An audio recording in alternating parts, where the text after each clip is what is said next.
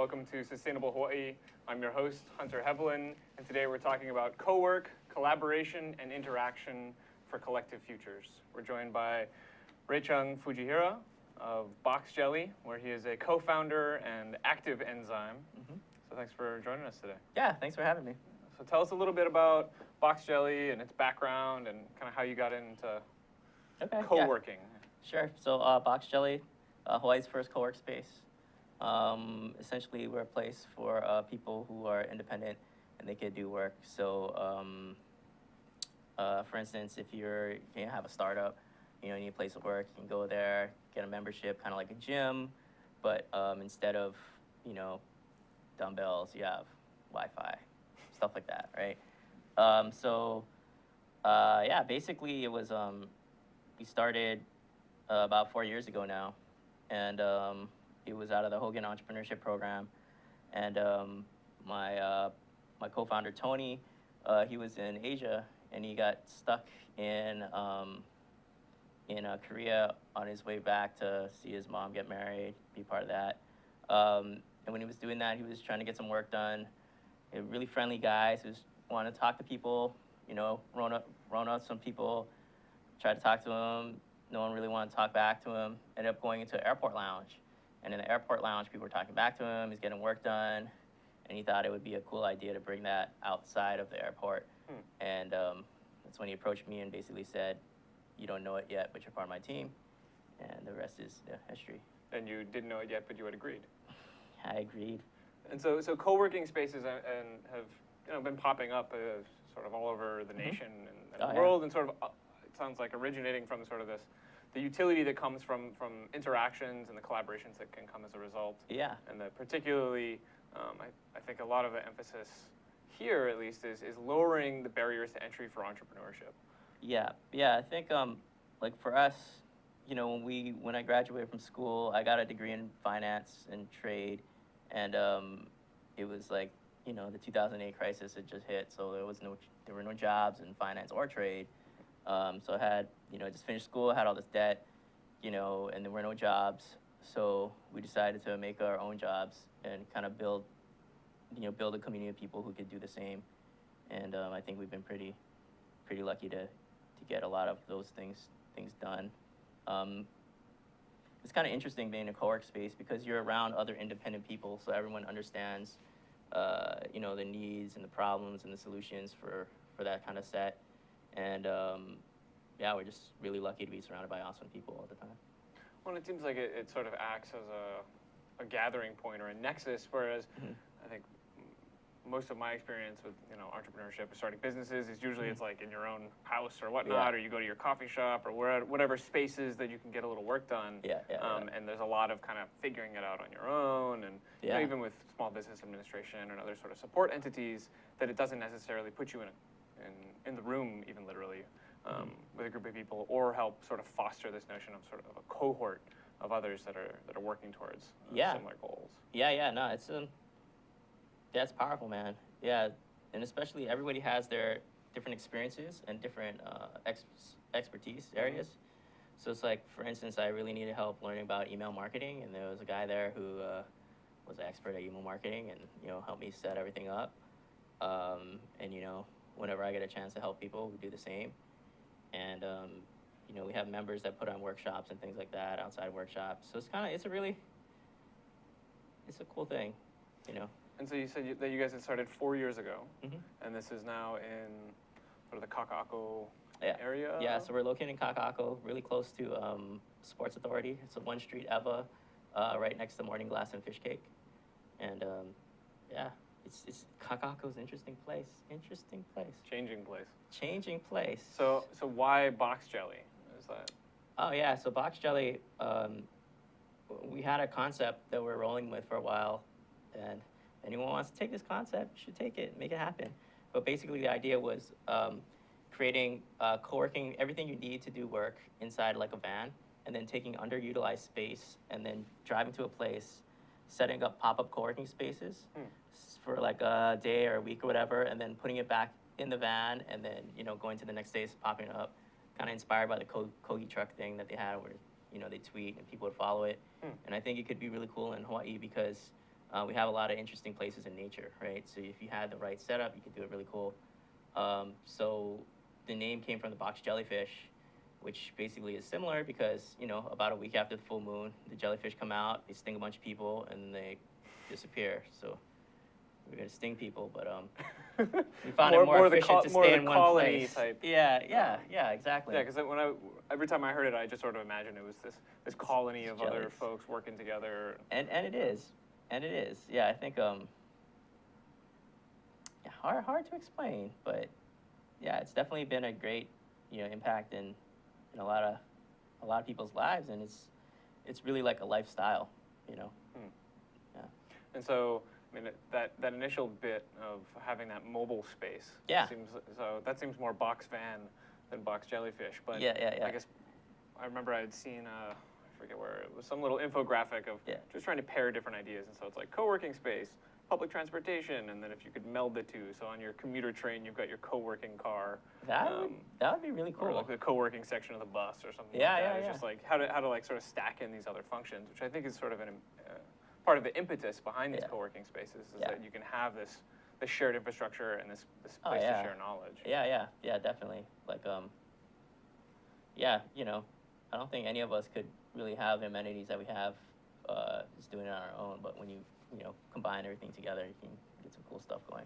And so in terms of how the space itself operates, I mean, there's individual offices, there's sort of public areas. What's the dividing line between the... Yeah, there are basically three types of people, or four types of space uses. So one would be like the main one, which is membership. So it's just like the gym membership, right? But you're going down there to get work done instead of working on your body.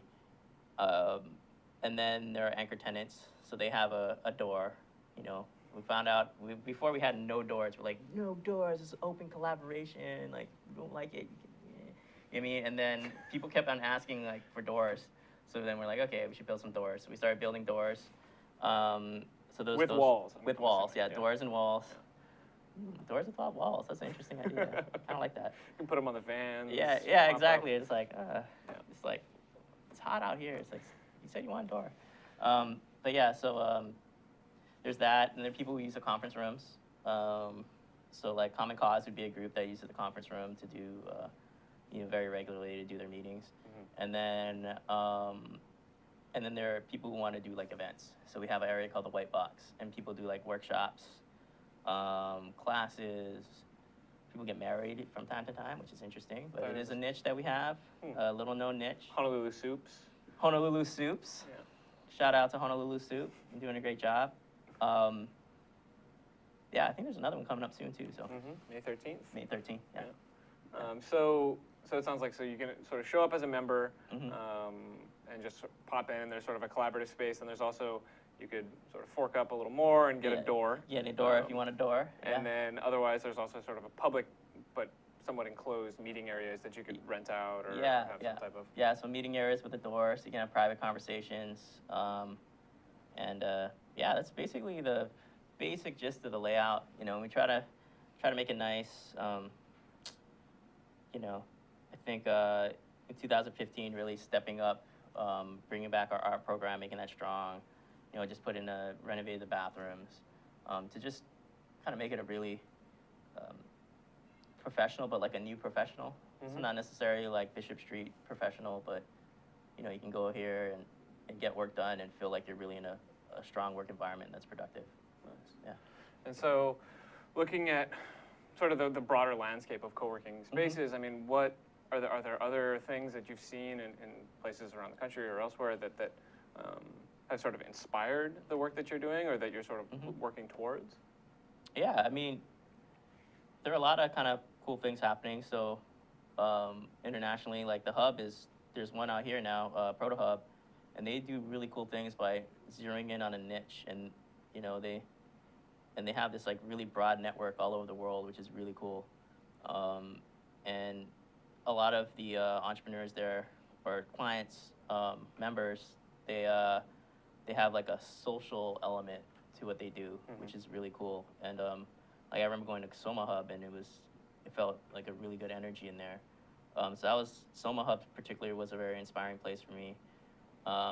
This past January, I spent about a month in San Francisco kind of checking out some places. And there's one specific place that was like WeWork. And they have like this huge valuation now for only having 8 spaces. It's kind of incredible. And A huge valuation. yeah, so their company's worth a lot of money. The company itself, not the companies within. Yeah, the company itself, the co-working company.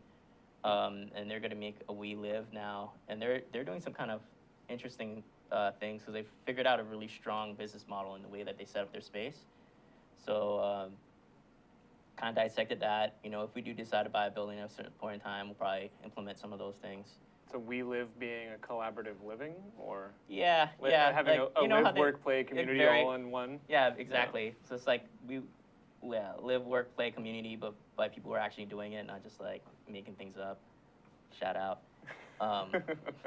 Yeah. So in terms of a niche, like what would you say from a entrepreneurship standpoint or whatnot? Is there a cohort that sort of you guys attract, or that you've just sort of naturally blossomed into supporting? Or yeah, so originally it was really, we didn't know what the hell we were doing. You know, we were students, so we just started kind of connecting, and I went to an event called Unconference and met a lot of tech people, and they seemed to want space. And then we linked up with a group called High Capacity, and they, you know, they're like a hacker space, so people who like to build things, the makers, and they're building things, sometimes in computers, sometimes like outside of computers. And we had a really strong connection. We still do, but they were in the space, and we were helping each other out. And so we fell into this tech niche, and you know, for about, I don't know, maybe 3 years, we really are, a big part of our mission was to help spur a startup community in Hawaii. And I think, you know, it still has ways to go, but, you know, there's a good momentum right now, which we're super stoked about. And then, you know, just seeing companies come out and, you know, programs like Blue Startups, working on that. So that was like a niche, but always in our space, it's always about having a lot of different types of people, right? So even during those times, you know, we have not just the startups, but the architects, the designers.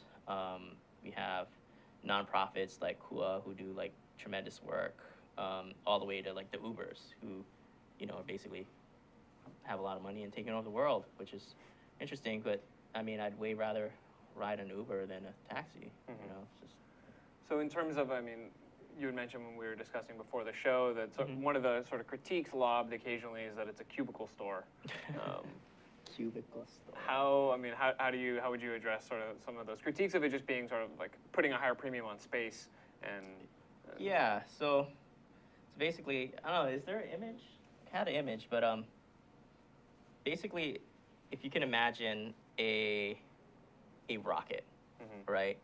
And the rocket is a person or a team trying to build a project or do something. And inside this rocket, you have tons of fuel, right? And you're trying to get into space, right?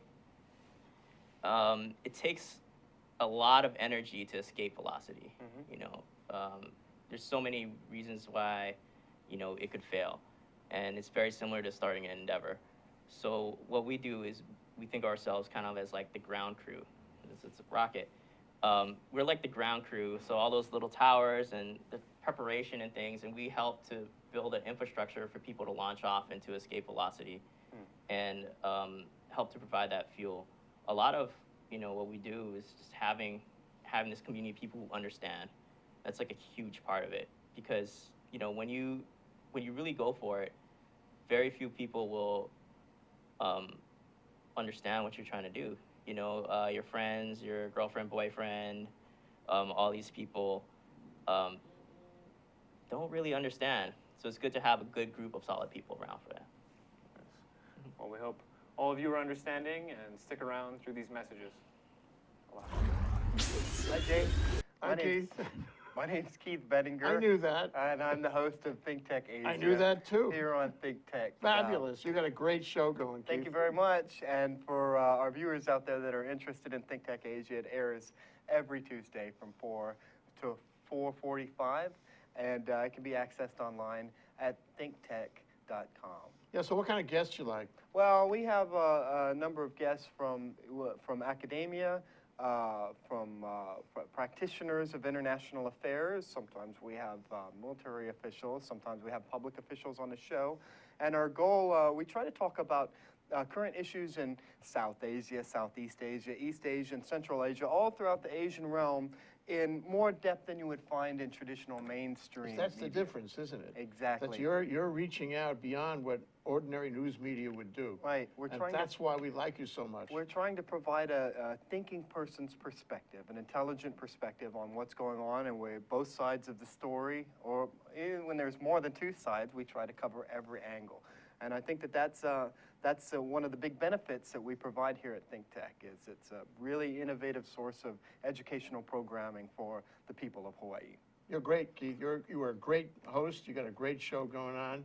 I watch it every week. Thanks very much. Why don't you guys watch it every week too, okay? 4:45 to 4 to 4:45 every Tuesday.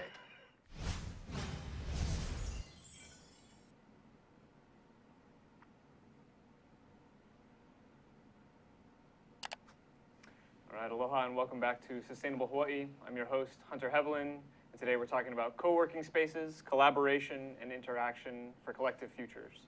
We're joined by Rechung Fujihara, the Enzyme and a co-founder at BoxJelly. And so you were just telling us about the capacity of co-working spaces to not just be spaces where there's a physical interaction, but there's this considerable utility of social interactions and sort of the way.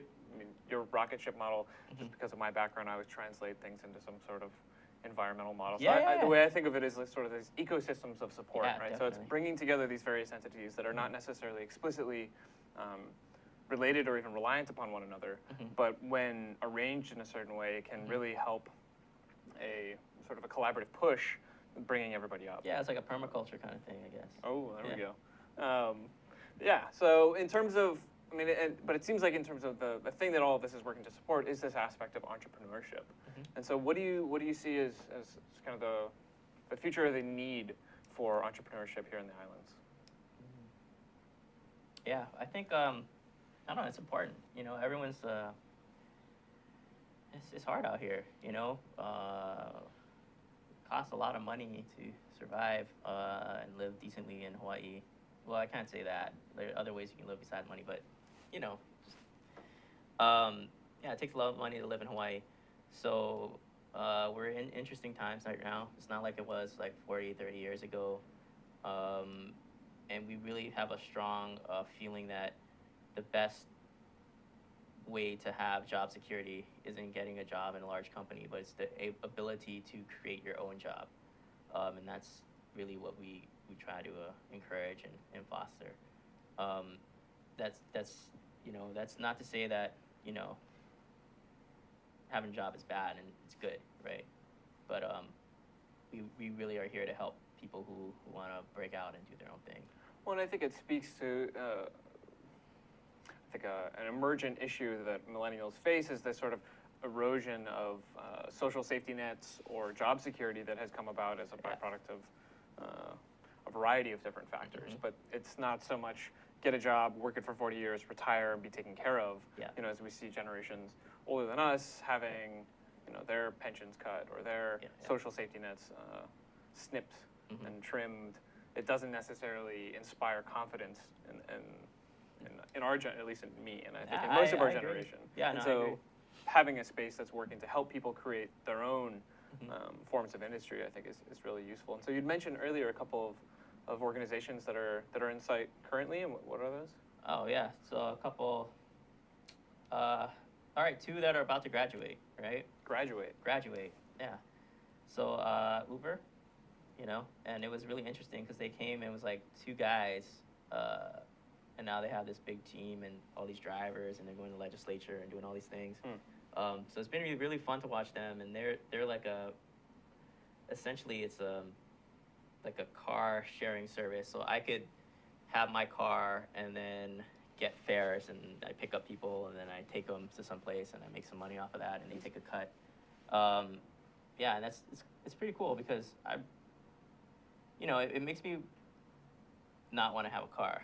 You know, if I could Uber everything, that'd be awesome. Or like bike and then Uber when I need to. So I think it's a step in the right direction. And Sorry, go ahead. oh yeah. And so I think, I mean, it sort of is working at the edge of the sharing economy to some degree as well. Yeah, Just yeah, in terms of definitely. like how we can utilize or add more utility to the investment in physical resources that we Yeah. already have. Instead of having your car sit around Yeah, all sitting day, it's around, like, all yeah. right, you got some time, utilize it and Yeah. garner a side or even a primary income. Yeah, no, and there's a lot of people doing that, and it's helping a lot of people out. So, yeah, we like that. So And you said graduation? graduation. What does that entail? Yeah, so I guess graduation is, as a co-working space, we have a finite amount of space, and there's a time when companies grow to a point where it doesn't make sense to have a co-working space, and it makes sense to have your own space. So,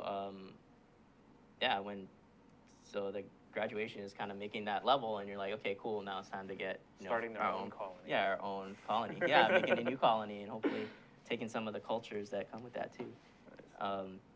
Another one is Kua, and they're pretty cool. They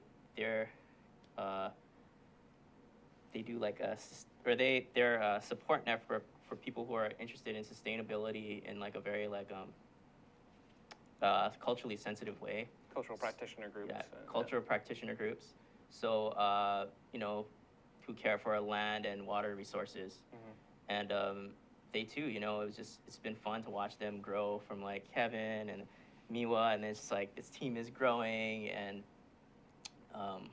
they're flying off to different places. It was really fun, and now it's really cool because they're going to be going to a rural area, because their constituents are from this background, so it makes a lot of sense to be able to have that opportunity to be where they are.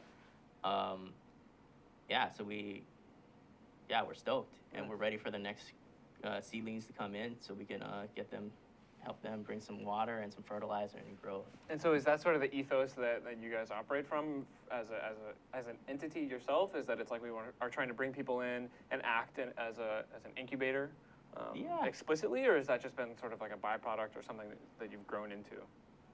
I guess it's a part of it, we just want to help people do their thing, whatever it may be, and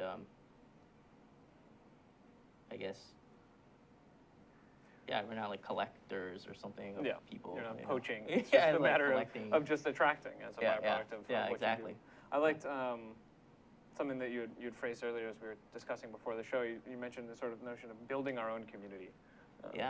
And it sounds like it's very much a coalition of the willing and of those who recognize the value of the space and its capacity. Yeah, I mean, the beautiful thing about co-working is people pretty much get along. I mean, if you don't get along with people, you're not going to pay, $200 to hang around people you don't like, so people tend to like each other, and if they don't, that's okay too, I think that's another one of the great things about kind of this emergence of different co-working spaces where, everyone can find their niche and the type of space that works for them, and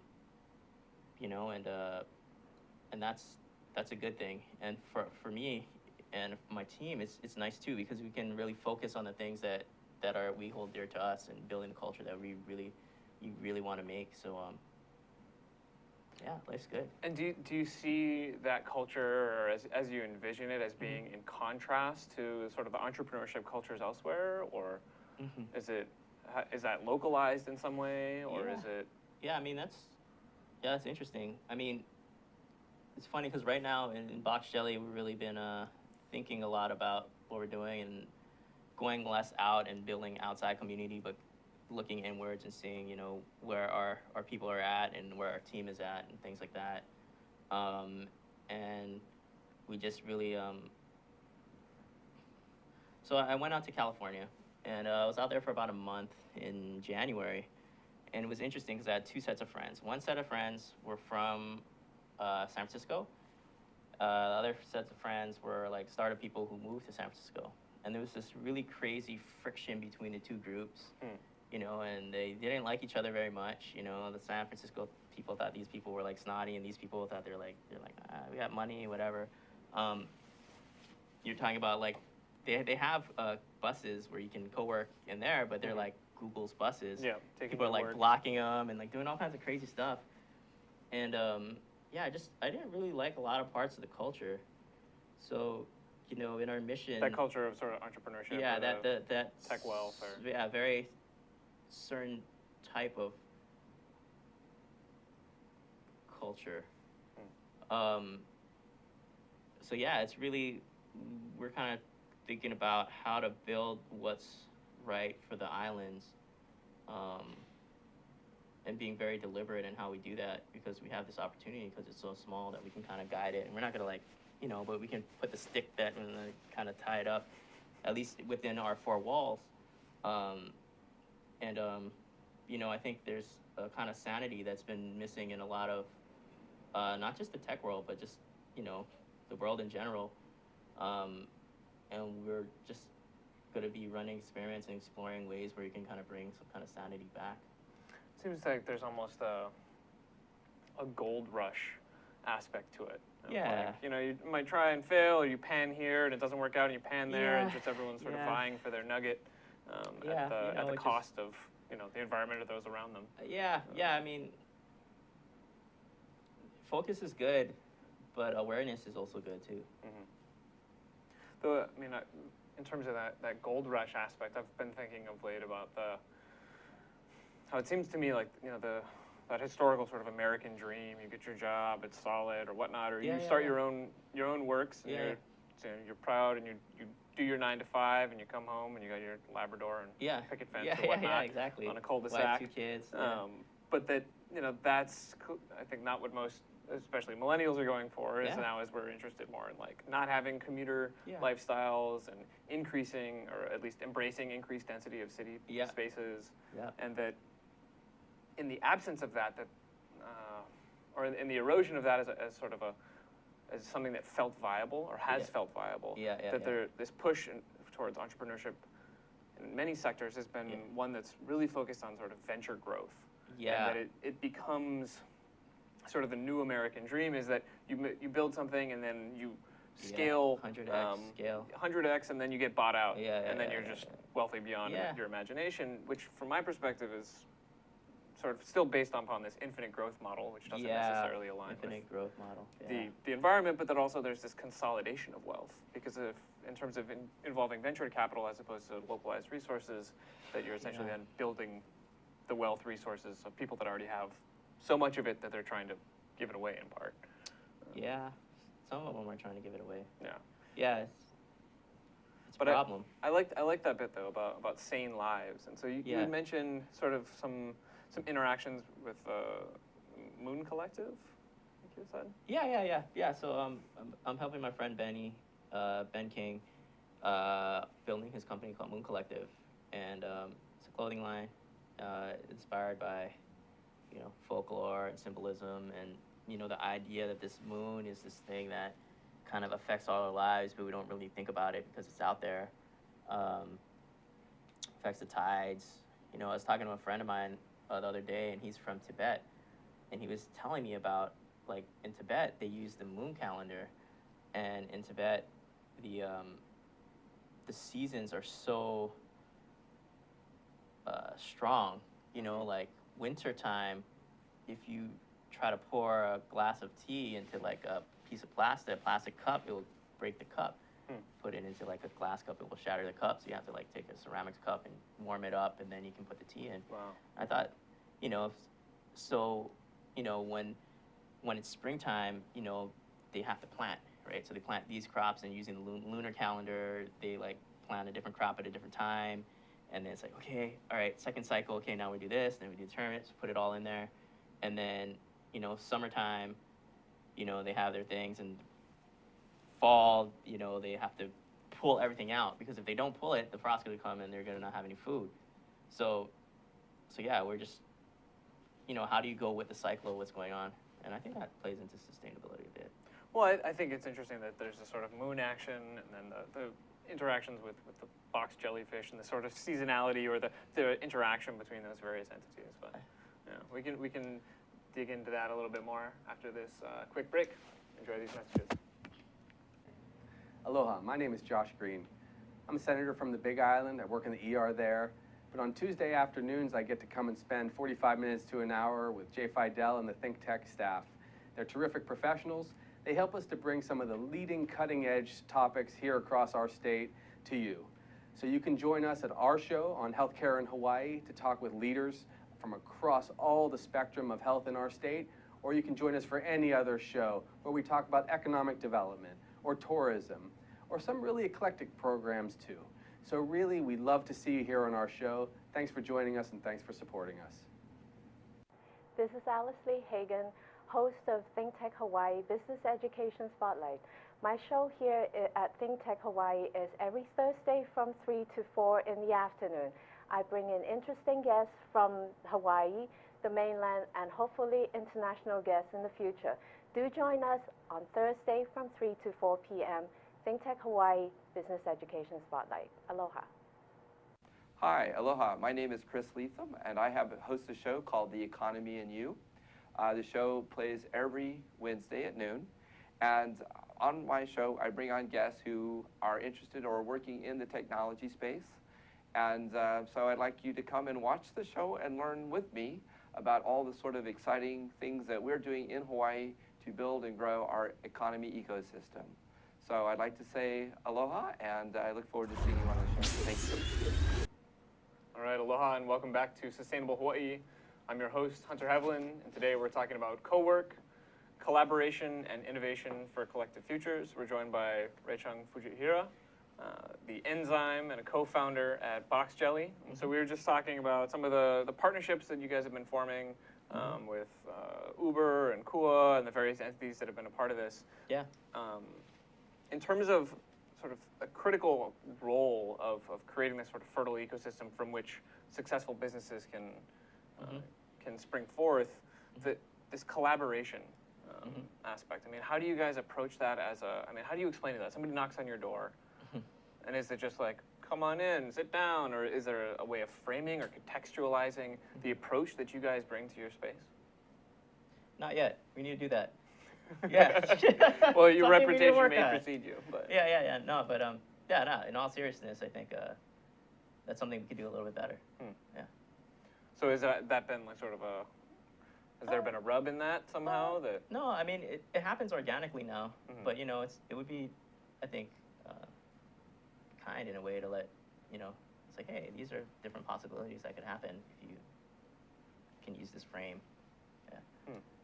And so, I mean, I think of it as being very important to from sort of this like sustainability lens, right? It's the siloing of informations and the asymmetries of information access makes it very difficult for informed change to happen or for understandings to develop. And so there's this need for this kind of cross-disciplinary thinking, and that I feel like the co-working spaces, and it sounds like your experiences there alone, let alone just throughout all the various entities, have kind of demonstrated the utility of having all of these various entities working aside one another, so that it's like, hey, email marketing sounds pretty good. Would love to know how to do that. I will have to come in and learn how to do so. You should come down, man.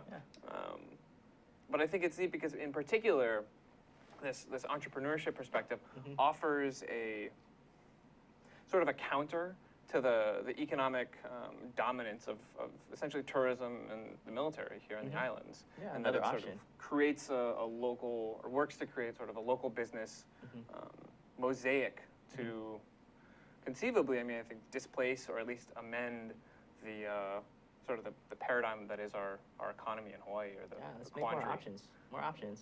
Let's not kill the hen laying the golden goose, but if you want to design your own life, then why not? Do you think, what do you think has drawn more folks in our generation to that desire? Oh, that's a good question. We obviously prepped this beforehand. No, that's a really good question. Like, I can speak for myself, not the whole generation, but I guess like material things are cool. I like them, but lifestyle is just more important. And feeling fulfilled in what I do. Like, I've had jobs where I hated to go in every day. Like, before I go to work, I'd be like, like I gotta go to work, right? But then, you know, right now I'm just surrounded by amazing people, so it's okay. And even if I'm not having a great day, you know, by the end of the day, I might be tired, but it feels good. So yeah, I think just being happy maybe, or being fulfilled. Very Yeah. human.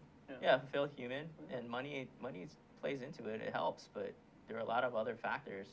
It's funny. I was talking to this, like, one of my friends, Matt, and he was like telling me about, like, not just financial capital, but like social capital and environmental capital and all these different types of capital, and just really, yeah. And it kind of blew my mind when I thought about it. I was like, ah, dude, you're right, man, you're right. And I think that's where, you know, this kind of show can be really helpful in kind of